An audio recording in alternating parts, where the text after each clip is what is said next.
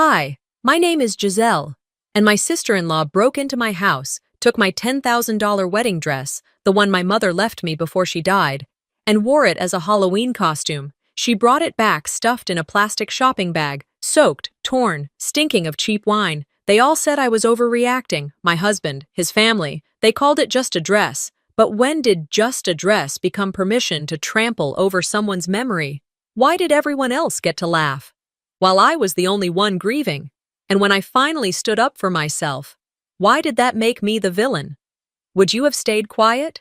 It was supposed to be a quiet Monday, one of those days where the stillness wraps around you like a favorite blanket. Gideon had left early for a project site 2 towns over, and I had the whole house to myself. No phone calls, no meetings.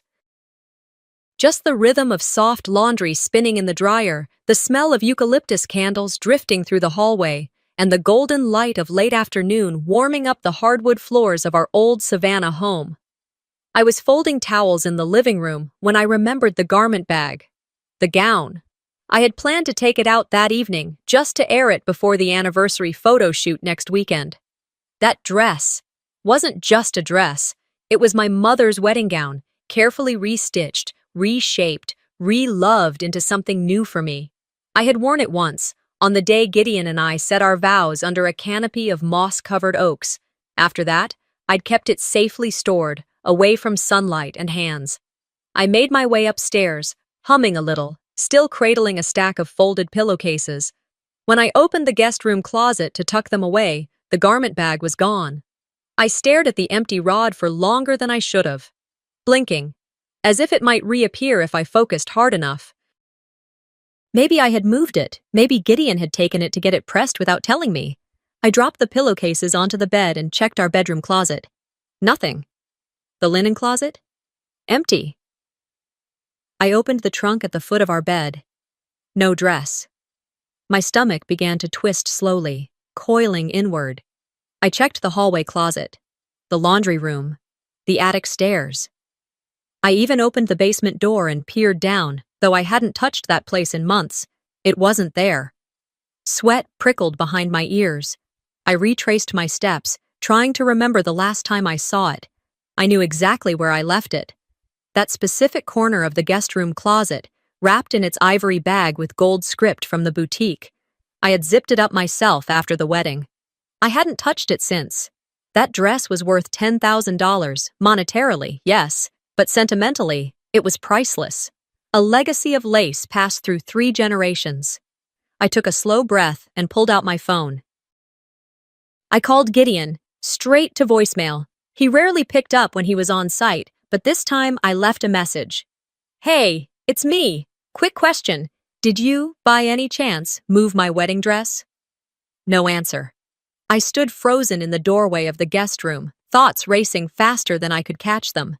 The only other person who had access to our house, besides me and Gideon, was Callista Vexley, my husband's little sister.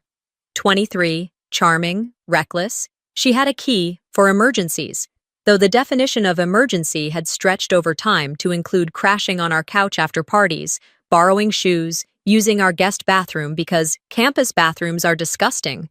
I didn't mind, at least I hadn't, until now. A memory surfaced. Callista borrowing my vintage silk scarf for a photo shoot and returning it stained with bronzer. Oops, she had said. You can barely see it, though. I felt a jolt of dread slide through me. Could she have? No, she wouldn't. But the door hadn't been tampered with.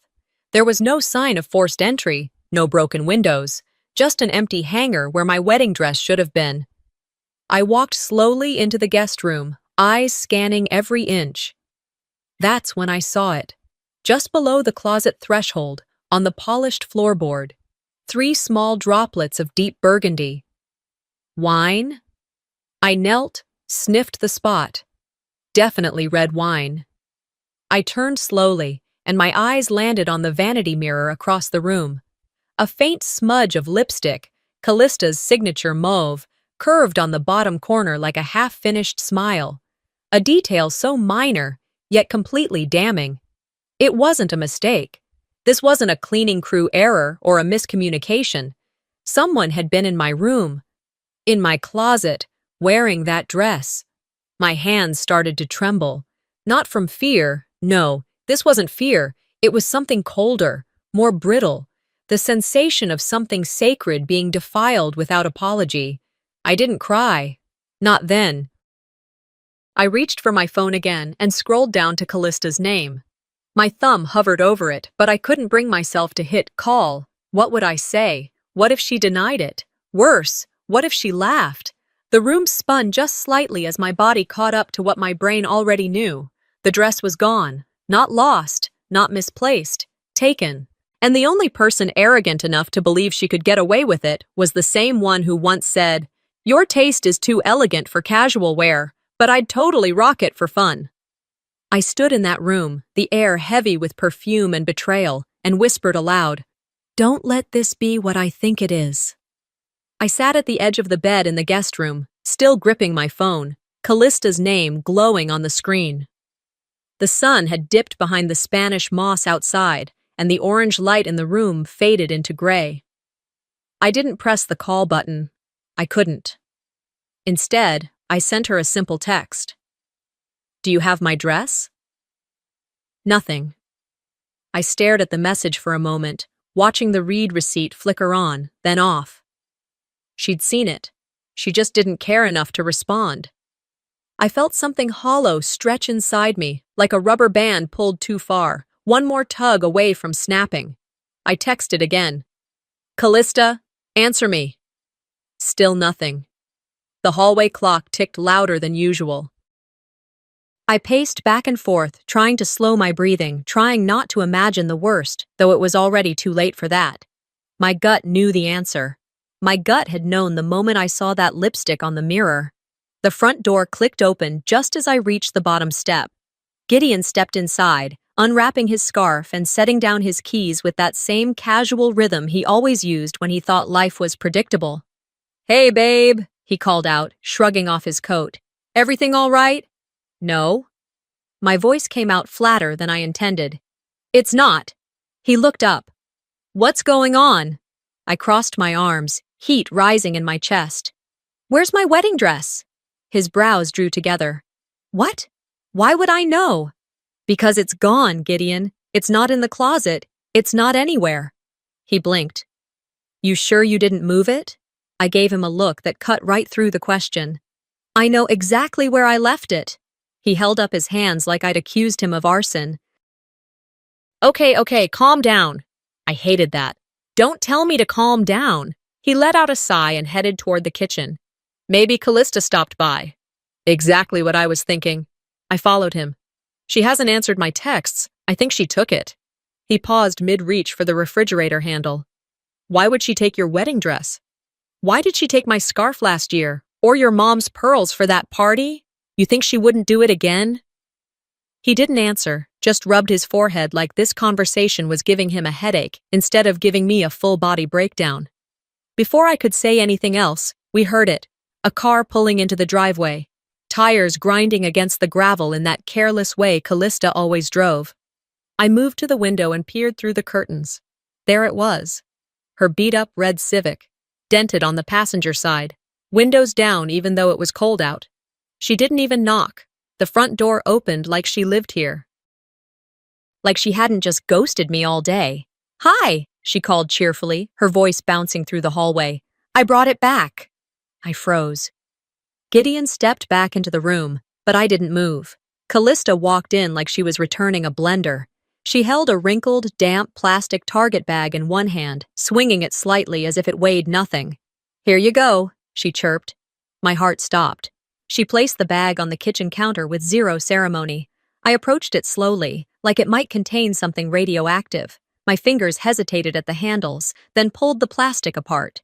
The first thing that hit me wasn't the sight. It was the smell. Cheap wine, stale perfume, smoke. The scent clawed at my throat before I even laid eyes on what was inside. The dress, what used to be my mother's wedding gown, was crumpled, soaked, twisted like a used tablecloth. The lace was torn along the hem. A deep red stain bled through the midsection, almost black under the kitchen light. Sequins clung to the bag like they'd tried to escape. My hand shook as I pulled part of it out. The silk clung to itself, warped and puckered, as if it had been dragged through a storm drain. I looked up. Callista was texting. My voice cracked. What did you do? She glanced up, unfazed. What? Oh, yeah. Some girl spilled a drink on me, and I think I caught the hem on a table leg or something, but I didn't mean to, ruin it or whatever. You wore it? Well, yeah. I needed something for the costume thing. My mouth went dry. You wore my wedding gown, my mother's dress. She blinked. I didn't know it was that one. It was in a bridal bag, in a closed closet. She shrugged. It looked old. I thought it was vintage or something you didn't care about. I looked to Gideon, waiting for him to say something, anything. He opened his mouth and closed it. I turned back to her. That was the most important thing I owned. You're being super dramatic, she said, folding her arms. It's just a dress. No, it's not. My voice dropped. It was the dress my mother gave me before she passed. It's the dress I wore the day I promised your brother I'd stand beside him, and you turned it into a bar prop. She rolled her eyes. Okay, now you're making me feel bad. You should. I said I didn't know. But you didn't ask either. She huffed. You always act like everything has to be sacred. Not everyone's that uptight, Giselle. I took one step closer. Get out. Are you serious? Out of my house. Her mouth opened again, but Gideon finally spoke. Callista, just give her some space, all right? She stared at him, lips parted in disbelief. You're taking her side? I'm not taking sides. I'm asking you to leave. Callista shook her head, swiping her bag off the counter. This is ridiculous. She stormed out the front door, slamming it hard enough to rattle the glass. I stood there for a moment, staring at the bag still on the counter, unable to move. My chest ached, not from anger anymore, but from something far more bitter. I picked up the dress, still dripping, and carried it to the staircase. I sat on the bottom step, the wet fabric pooled in my lap. The room was silent except for the ticking of the clock, and then, barely a whisper, I heard myself say, I should have locked that damn closet. The light through the kitchen window was already harsh by the time I opened my eyes. I hadn't made it upstairs the night before. Instead, I had fallen asleep curled on the living room couch, the ruined gown still lying in a pile on the ottoman like a wounded animal. Its scent had seeped into the air, cheap liquor and something synthetic, clinging to the walls as if daring me to forget. I sat up slowly. My back ached from the awkward position I'd slept in, and my neck protested every movement. I pulled the Afghan off my shoulders and set it aside, forcing myself upright. The kitchen was quiet, too quiet. The coffee pot sat untouched on the counter. Normally, I would have heard Gideon's footsteps by now, the clink of a spoon stirring sugar, maybe even his usual whistle. But there was nothing. Just the ticking of the wall clock and the soft hum of the fridge. I tried to eat, scrambled some eggs out of routine more than hunger, but I couldn't bring myself to swallow more than 2 bites. Every part of me felt clenched, coiled, like my body was waiting for something, but didn't know what. The dress was still on the ottoman when I passed it again, the bottom layer trailing onto the rug. I couldn't bring myself to fold it. Couldn't bring myself to put it away. Every time I looked at it, all I saw was my mother's face the day she gave it to me. It's yours now, she'd said, her voice warm and scratchy from age. Not just for your wedding, but for every strength you carry from this day forward. She had worn that dress when she married my father under the courthouse tree. My grandmother wore it too, decades earlier, in a small chapel upstate. 3 generations of women, all in the same silk and lace, all believing in love enough to pass something so fragile between them. And when my mother gifted it to me, she hadn't known she'd be gone within the year, but I think she sensed it. She had handed me a letter with the gown, folded carefully into a blue envelope. I'm giving you this not for a wedding, it said, but for the woman you're becoming. May this dress never just be fabric to you, but the thread that reminds you who you are, even when others try to undo it. I hadn't read that letter in a long time, but it played in my head now, word for word. I didn't cry, not yet. I heard the shower upstairs. Gideon was awake. I stood by the kitchen island, arms crossed, waiting for him to come down. Maybe he would say something. Maybe now, after seeing what his sister had done, he would say something meaningful. An apology. A plan. Something. He appeared in the doorway 15 minutes later, hair damp, a travel mug in hand. He was dressed for the office. His eyes met mine. "Morning," he said. No pause, no question. He didn't look at the dress. Morning," I answered, quieter than I meant. He moved to the fridge, took out the orange juice, poured it into a glass. The silence was thick. "You saw it," I said finally. "You saw what she did." He kept his back to me. "I did." "You saw the condition it's in." He nodded. "You saw her face, her tone, me." He set the glass down, took a sip of coffee. "She didn't mean to destroy it." I stared at him, stunned. "That was the most sacred thing I owned, Gideon." He exhaled, leaning against the counter like this conversation exhausted him. "It's just a dress, Giselle. I know it meant a lot, but you're acting like it's a person." I felt my chest go tight. It was a piece of my mother, a piece of me, and she wore it like a joke. "You're overreacting." That was it. The thread snapped. I turned and walked away, my bare feet silent on the hardwood, but my rage echoed in every step. I didn't go far, just into my home office, but it felt like miles. Like stepping into a different world where my feelings mattered and my voice wasn't muted under the weight of Gideon's passive indifference. I sat at my desk, hands folded. For a few minutes, I stared at the blank notepad in front of me. Then I began to write. I didn't filter it. I wrote exactly what I remembered from last night. The way Callista smirked, the sound of the Target bag hitting the counter, Gideon's silence, the way my hands shook when I touched the dress. Then I made a second column, labeled it emotions, grief, violation, disgust, isolation. I circled the last word twice. Then I leaned back and looked around my office. The bookshelf, still full of volumes my mother once owned. The photos on the wall, one of me and Gideon on our wedding day. Another of my mother and I, arms linked, smiling in a way I hadn't done in months. My eyes drifted to the closet door.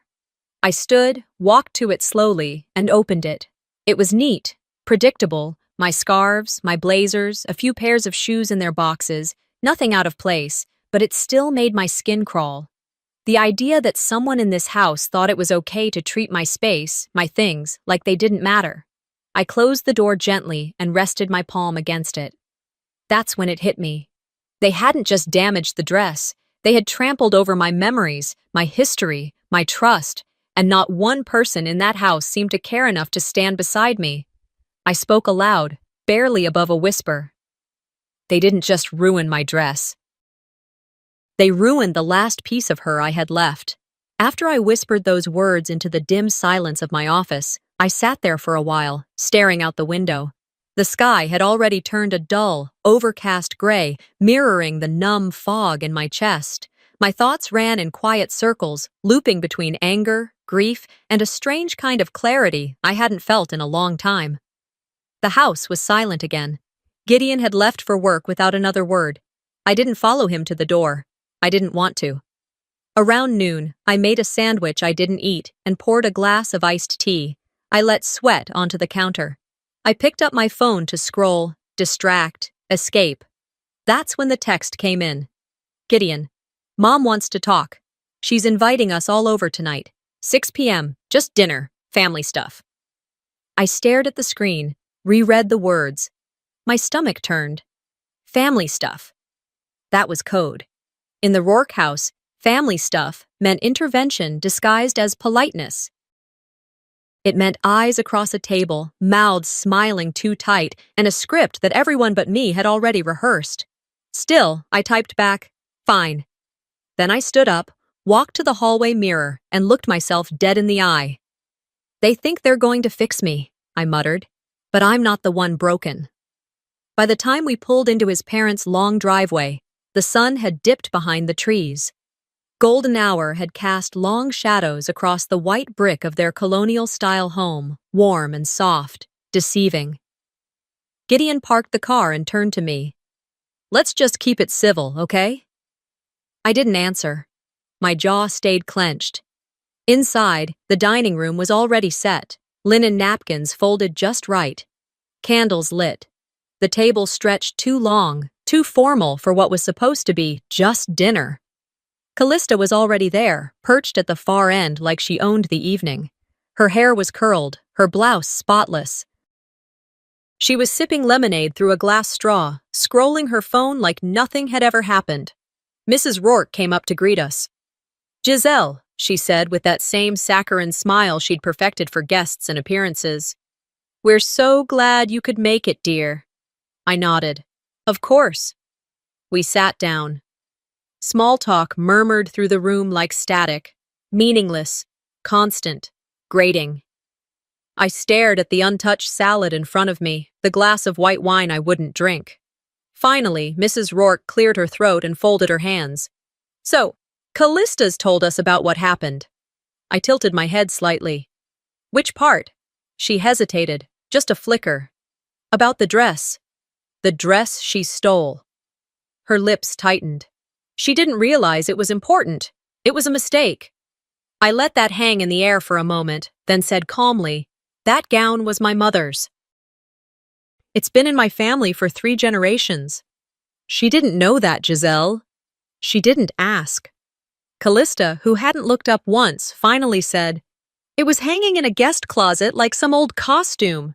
How was I supposed to know it was the holy grail of dresses?" I leaned forward. "You opened a closet that wasn't yours, took something that wasn't yours, wore it, ruined it. And you think I'm being unreasonable for caring?" Callista rolled her eyes. "You're acting like I set the house on fire." "It might have been easier to replace the house," I shot back. "All right," Gideon said, holding up a hand. "Let's not turn this into a full-blown crisis." My eyes snapped to him. "It already is, and you're still minimizing it." He shrugged, exasperated. "It's just a dress, Giselle. You've said it yourself. It's a symbol. That's not the same as it being irreplaceable." It was irreplaceable. A murmur of agreement floated from his aunt at the end of the table. His cousin leaned over to whisper something to her boyfriend, and they both smirked. I felt like I was on a stage, naked under the lights, being told the show must go on, even as everything collapsed around me. I pushed my chair back slightly, not to stand, but just to breathe. "Do you know what it's like?" I said, eyes sweeping the table. "To be robbed by someone you had dinner with last week? Someone who smiled at you, called you sis, and then treated your most sacred thing like a party joke?" No one answered. "I do," I said. "And I'm sitting at a table full of people pretending that's okay." Mrs. Rourke reached for her wine glass. "We just want peace, Giselle. This kind of tension isn't healthy. Tension isn't caused by me asking for basic respect. You're making it harder than it needs to be." "No," I said. "You are." I looked at Gideon. "You all are." No one touched their food. No one defended me. No one even looked uncomfortable enough to suggest shame. Just stiff, practiced indifference. I scanned their faces one last time and realized something clicked inside me. Quietly, permanently. These weren't my people. They never had been.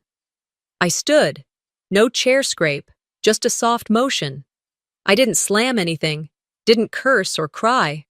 I just picked up my purse and nodded once. "Thank you for dinner," I said, "but I don't need to sit here and be gaslit into thinking I'm unreasonable." As I walked out, I could feel Gideon watching me. He didn't follow. The air outside was cold against my cheeks. I walked slowly down the driveway, heels clicking against the concrete, breath sharp in my lungs. Inside the car, I sat for a moment before reaching for my phone. I typed a message to my friend Elena. "Tell me I'm not crazy." I waited. A few seconds passed. Then a minute. No dots. No reply. I stared at the screen a little longer, then hit delete. Driving home, I didn't cry. I didn't yell. I just sat in that silence, letting it settle into my bones like a new kind of armor. Later that night, I walked back into the guest room. The dress was still there, untouched from the last time I'd looked at it, a shell of what it used to be. I stood over it, arms folded, thinking about everything they said. "Just a dress. You're overreacting. We want peace." If they won't listen, I whispered to the shadows, they'll feel it. The next morning, I moved through the house like I was made of glass. Every step felt too loud, too solid for how hollow I'd become inside. After the dinner at his parents' place, Gideon hadn't said much. We rode home in silence, and by the time we pulled into the driveway, he was already halfway up the stairs before I'd even closed the car door. I didn't follow him. I stayed in the kitchen, rinsed a cup that didn't need cleaning, stared at the light over the sink. I didn't sleep well. By the time the sun came through the blinds, I was sitting at the kitchen table with a cup of tea, still in yesterday's jeans. The dress was draped across the back of a chair like a ghost I hadn't invited. I couldn't shake the feeling that all of this, wasn't just thoughtless. Callista had always been careless, sure.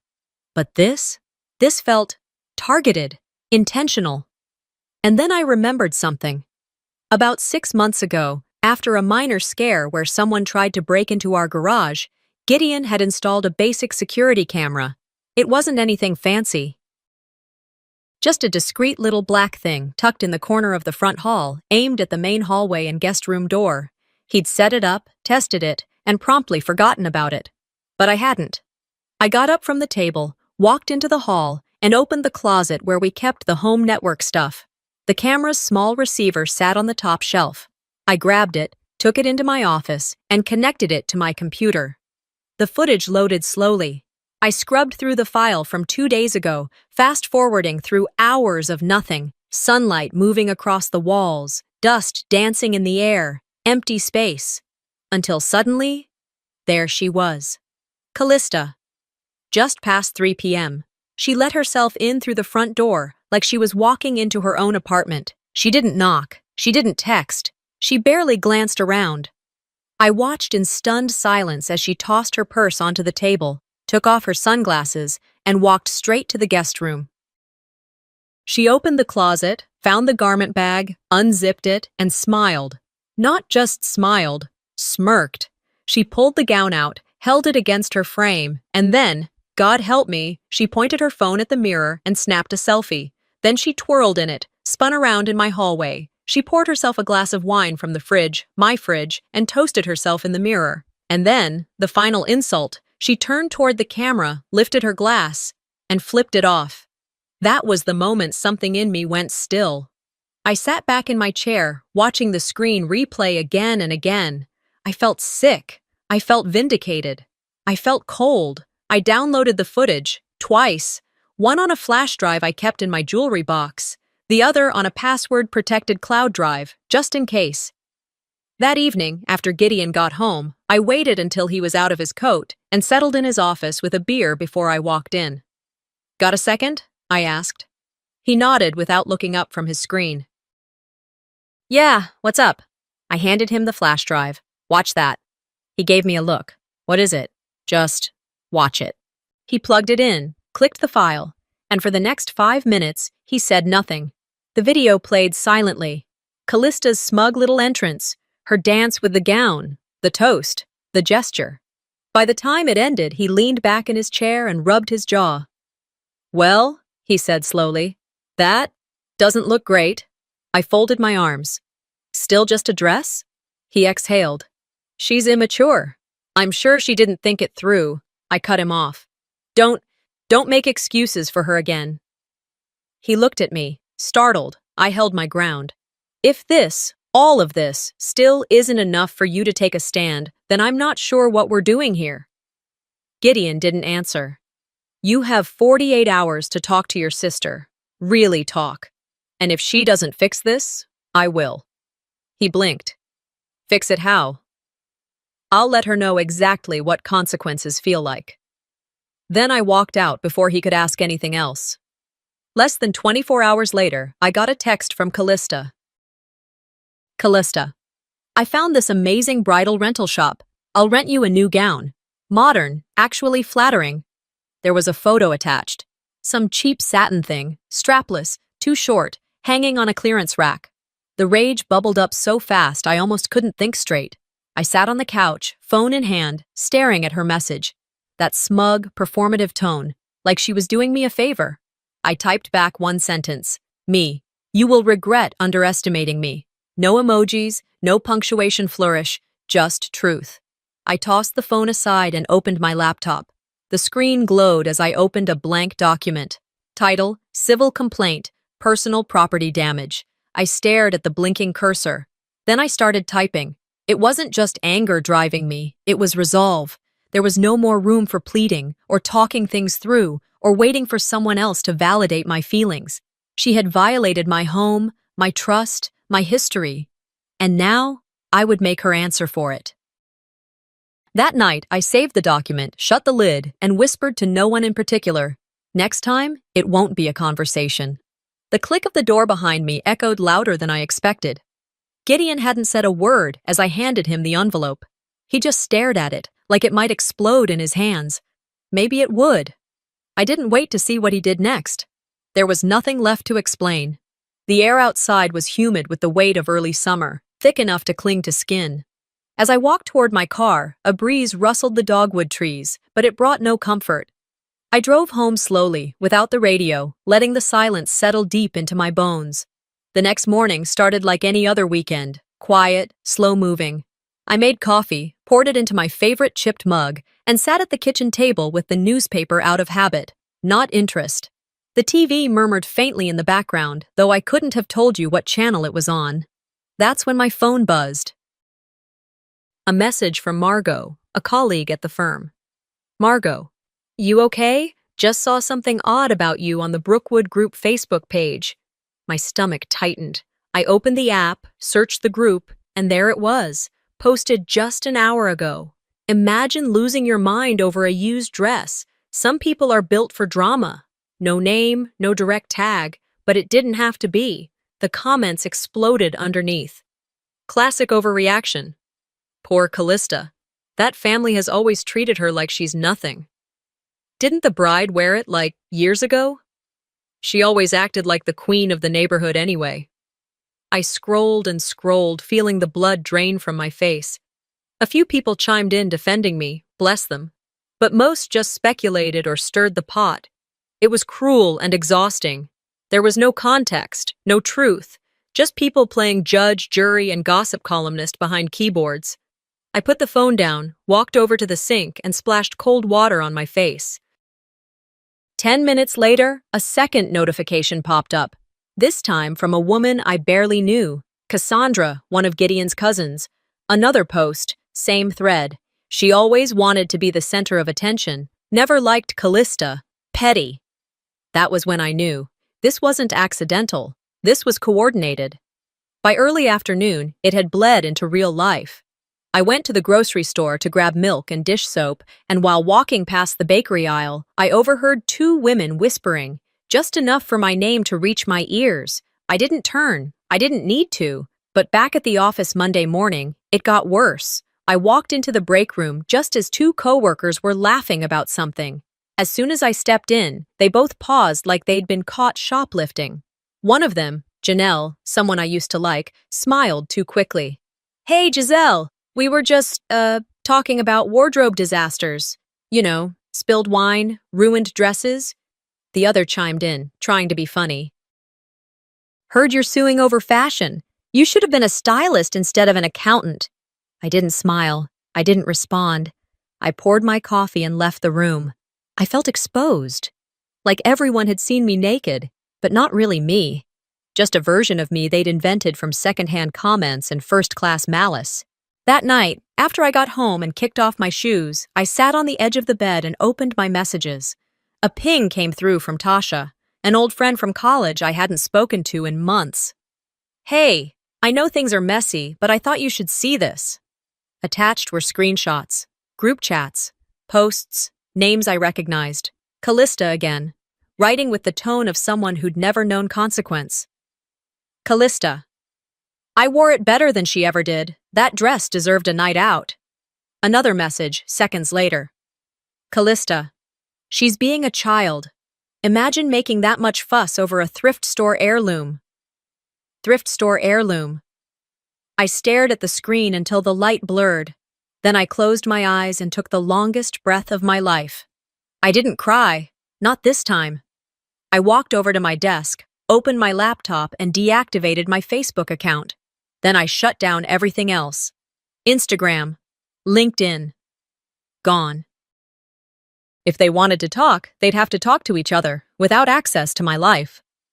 I opened my gallery, found a photo I'd taken 2 days after the dress came back, hung on a plastic hanger in the laundry room, stained and frayed, the train dragging on the tile like something broken and abandoned. I posted it on my professional page with a single caption: "This is not just a dress." No tags, no explanations, just that. By morning, the comments were rolling in, quiet, thoughtful ones. "This hurts to look at." "My grandmother's dress was lost in a fire. I get this." People need to understand that value isn't always financial. I didn't respond to any of them. I just read. Then I got dressed, printed the final copy of the civil suit, and placed it in a manila envelope. I waited until Gideon was in his office, then knocked lightly and stepped inside. He turned, surprised to see me holding paperwork. "This is what 72 hours looks like," I said. "You had 48 hours since." "I gave you more. I've done enough waiting." He reached for the envelope, but I didn't hand it over yet. "You can give this to her. Or not. Doesn't matter. It's filed either way." His mouth opened slightly. "Giselle, no," I said. "No more conversations." I set the envelope down, turned, and left the room. As I walked back to the foyer, shoes clicking softly against the wood, a calm settled over me. Not peace, exactly, but something close to it. Resolve. Let's see how loud silence can be. I didn't expect the invitation when it came. Gideon forwarded me a message from his mother, short and polite in that carefully distant way she mastered long ago. "We're hosting a family barbecue this Saturday. Just a small gathering.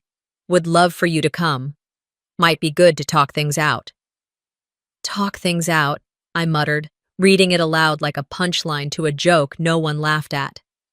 Gideon offered no commentary, just shrugged and said, "You don't have to go."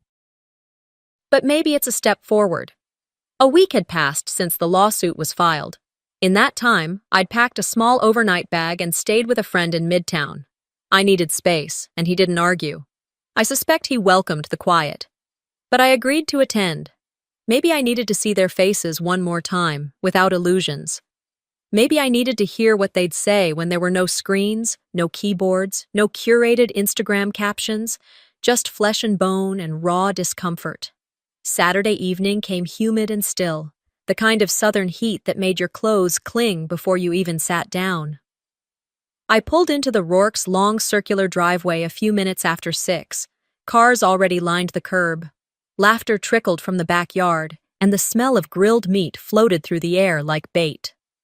I walked around the side of the house, smoothing down the back of my skirt with one hand, clutching my purse tighter than necessary with the other. As I stepped through the open gate, every conversation paused just long enough to feel like a spotlight had clicked on. Callista was by the drink table, laughing with one of Gideon's cousins. Her face faltered for a half-second when she saw me, then returned to brightness like a light switch. Everyone else gave polite nods, the kind you offer guests you hope won't stay too long. I said hello, kept my tone light, and found a corner near the rose bushes. I didn't eat, didn't drink, just waited. About 30 minutes in, Gideon raised a glass of beer and tapped the side with his wedding ring. "I just want to say thank you to everyone for coming. These past few weeks have been tense, but I believe in family. I believe we can heal, even from big mistakes. So here's to letting go and moving forward." I watched him, watched the way he scanned the crowd, never quite meeting my eyes. The glasses clinked. Callista took a sip of her wine, then let out a snort loud enough to silence her entire table. "Some people can't move forward," she said, swirling her drink, "because they're too busy clutching onto dresses they'll never wear again." My spine went rigid. She didn't say my name. She didn't have to. No one reacted. Not Gideon, not his parents. Just an awkward pause, then a forced chuckle from someone trying to keep things light. I didn't respond. I didn't look at her, but I felt my fists curl tight in my lap. Dinner was served buffet style. Everyone filled their plates, avoided my side of the patio. I wasn't there to mingle, and they knew it. Later, when the sun had dipped low and the sky turned the color of rust, Callista approached, wine in hand, smile soft and false. "Can we talk?" she asked. I gave a slight nod, led her to the far side of the lawn where no one else stood. She didn't waste time. "You don't have kids, Giselle," she said softly, almost gently. "What were you even saving that dress for?" I blinked. She stepped closer, her voice just above a whisper. "You clung to a fantasy because there's nothing else for you to pass down. That dress was all you had, and that's really sad." She smiled. It wasn't cruelty by accident. It wasn't immaturity. It was cold, clear calculation. She wanted to wound. And she succeeded. I turned without a word and walked back toward the house. Conversations resumed behind me, forks clinking against plates, laughter bubbling back up like a sitcom laugh track. No one followed me. I made it to the car before the first tear fell. Not from sadness, not even rage. It was something deeper, something that felt like recognition. I screamed, loud, raw, primal, the kind of scream that empties you out. And then I laughed, sharp, short, bitter. "I needed that," I whispered. Back home, I pulled the ruined dress from its box again. I sat with it draped across my lap in the dim living room, just like I had the night Callista returned it in that plastic bag. This time, though, I wasn't mourning. I was remembering.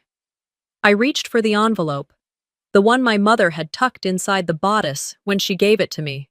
The letter was short, typed on old stationery, her handwriting looping at the bottom. "If they ever make you feel small, remember you came from a line of women who stitched their own worth." I folded the letter again, kissed the corner, and slid it back into the envelope. Then I picked up the phone and called the best preservationist in Savannah. "Hi," I said. "I need to preserve a gown. It's damaged, but I don't want it restored. I want it exactly as it is." A pause on the line. "You want to preserve the damage?" "Yes," I replied. "I want to remember it as it survived, not as it was ruined." We scheduled the drop-off for the next day. Before bed, I posted one final story. A photo of the dress, still stained, hanging in my office. Caption: "My silence ends in court." 2 weeks came and went with the kind of slow burn that made each day feel longer than the one before. The silence wasn't just mine anymore. It echoed in every hallway, every meal left untouched. Every night, Gideon didn't bother asking where I'd been. By the morning of the hearing, I wasn't nervous, I wasn't scared. I was simply ready. I chose a navy blue dress. Simple, clean lines, no embellishment. My mother used to say, "There's power in dressing with dignity, especially when others expect you to come undone." I pinned her locket inside the neckline and straightened my shoulders in the mirror. By 8:30, I was parked outside the courthouse. The Savannah Civil Courthouse wasn't anything grand. No soaring marble, no sweeping steps, just brick, glass, and quiet authority. I walked through the doors with a folder pressed to my chest like armor. Inside were the documents, the screenshots, the stills from the video footage, every piece of truth I'd gathered with surgical precision. Gideon was already there. He sat on the bench just outside the courtroom, legs crossed, scrolling through his phone like he was waiting for a dentist appointment. Next to him was Callista, lip gloss shiny, sunglasses perched atop her head indoors, heels that clicked with every shift of her leg. She saw me approach and smiled. Small, smug, I didn't return it.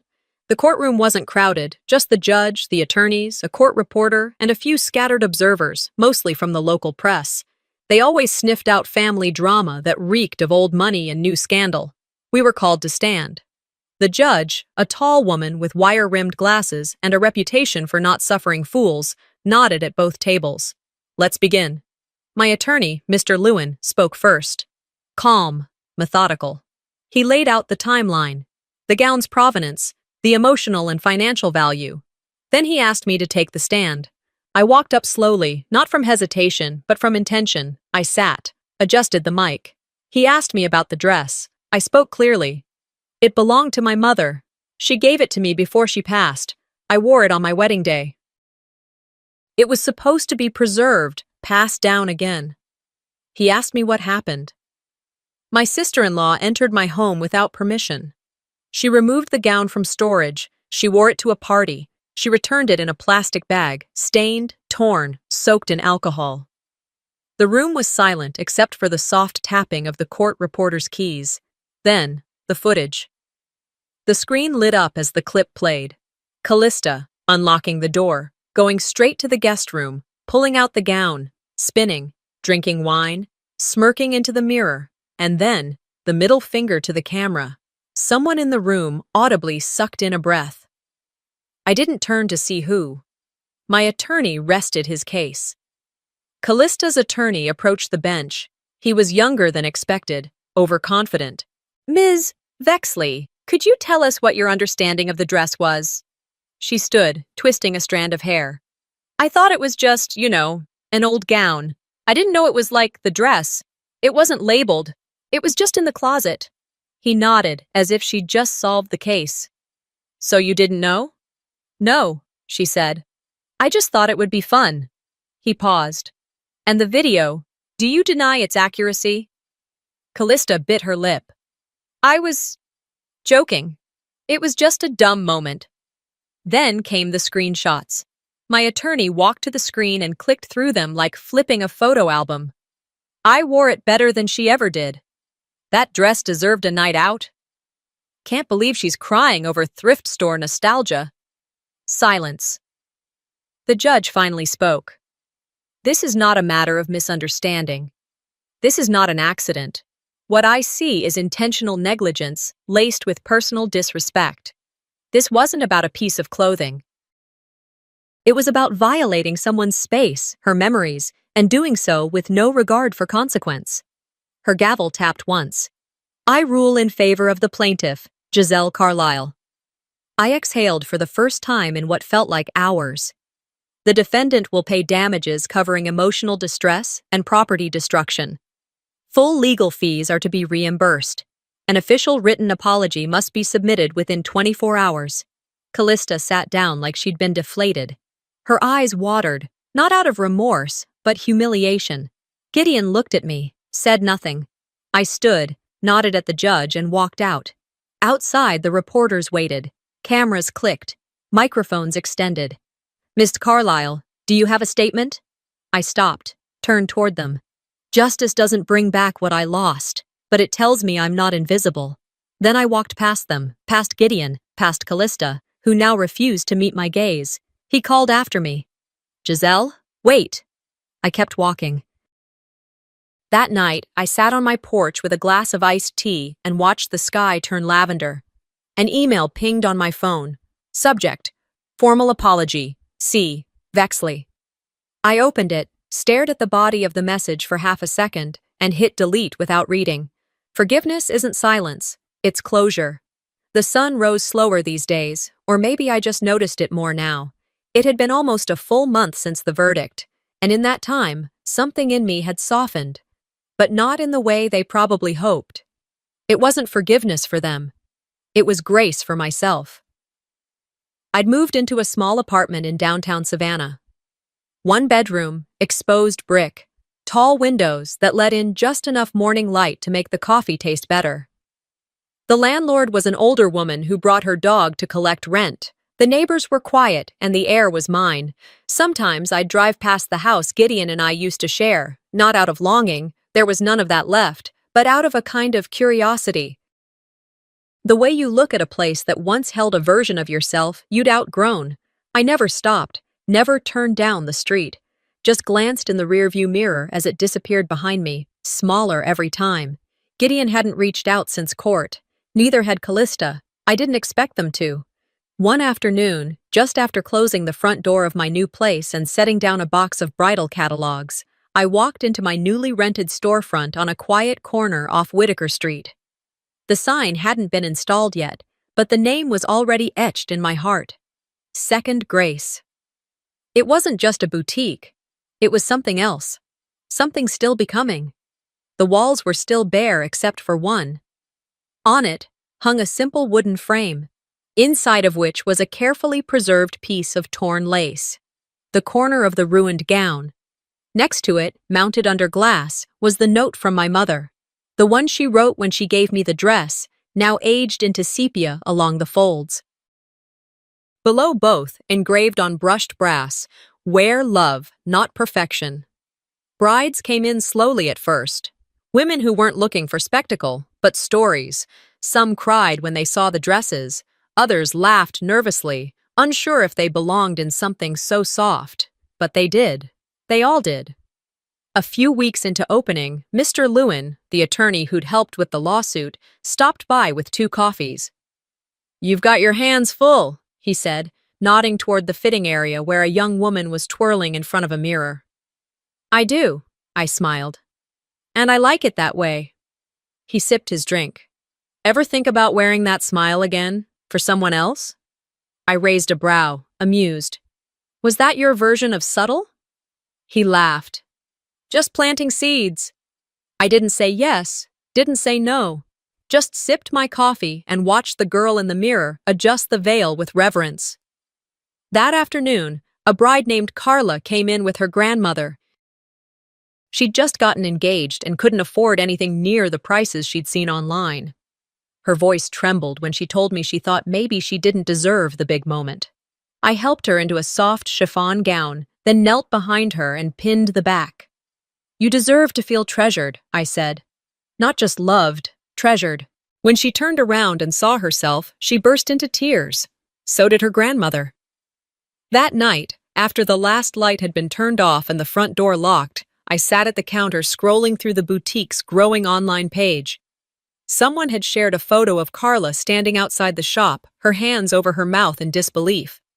The caption read, "Not just dresses, she gives you back your story." I don't remember crying then. I just remember exhaling, as if I'd been holding my breath for years. Later that week, while sorting through boxes the dry cleaner had returned, I found something unexpected wedged beneath the tissue paper. A small envelope I hadn't seen before. It was addressed in my mother's handwriting, more hurried than usual, likely tucked in before the wedding day. I sat down and opened it. "If you must grieve, do it standing. If you must start again, do it with grace. You are not broken. You are becoming." My hands trembled, but not from pain this time. It was a different kind of trembling. The kind that comes when you know you've finally stepped into your own shape. I folded the letter and placed it inside a drawer in the front counter. The next morning, I opened the shop as usual. Sunlight poured in from the east-facing windows. The bell above the door chimed. A young woman entered, wide-eyed, clutching a small bouquet of silk flowers. I smiled, stepped forward, and held out my hand. "Welcome to Second Grace." And for the first time in a long time, I wasn't waiting for something to be taken from me. I was ready to give, because they hadn't broken me. They had unraveled what was never meant to stay. And I had stitched something better. This time, the thread is mine to hold. Sometimes, what people dismiss as just a dress holds decades of memory, love, and legacy. This wasn't about fabric, it was about respect. When family crosses boundaries and calls it love, how far would you go to protect your voice, your story? What would you have done if you were in my place? If stories like this speak to you, don't forget to subscribe. There are more true family stories, filled with betrayal, healing, and strength, waiting to be told. Let's face them together.